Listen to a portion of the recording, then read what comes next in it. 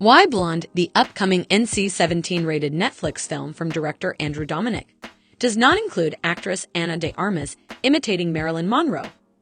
Blonde's Ana de Armas reveals why she's not trying to be Marilyn Monroe.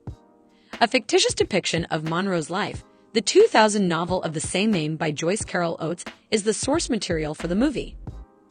Blonde, while not a biography, still details the genuine events and individuals in her life, while also fleshing out the less well-known or private moments, which may or may not accurately reflect how things actually transpired.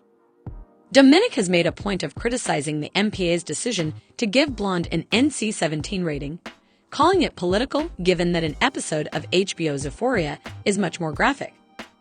De Armas' hiring caused criticism as well because the actress was born in Cuba and has a strong accent that differs significantly from the American accent of the actual Monroe. Despite taking dialect training to prepare for the part, De Armas finally chose a vocal performance that doesn't mask her native accent, despite the fact that her appearance is remarkably accurate. De Armas clarified how she approached Monroe following dialect coaching and extensive research about the legendary actress in a conversation with La Fichalusa. "It wasn't my responsibility to mimic her. De Armas had a different idea of how to depict Monroe," he said. "Her emotions, journey, insecurities, and voice in the sense that she didn't really have one, all piqued my curiosity." However, De Armas continued to feel the weight of the part and accepted it knowing that it would present challenges. "I believe that everyone should feel the burden, regardless matter whether they are an American or a Cuban actor." De Armas believes the grade is unfair, but he was aware that Blonde would have to venture into controversial terrain in order to portray the whole tale. De Armas realized that it would take breaking through barriers in order to highlight the good and bad of Monroe's life as an ambitious and driven actress who was wounded by sexual abuse and traditional Hollywood chauvinism.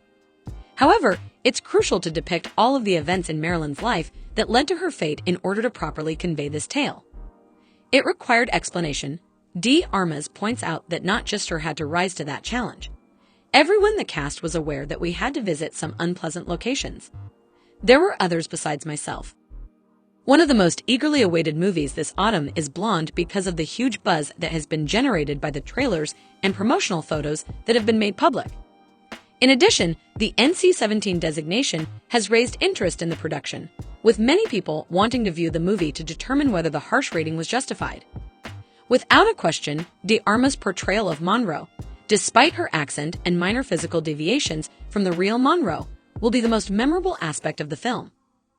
Blonde becomes even more intriguing knowing that De Armas is bringing her own perspective to the act rather than merely copying Monroe.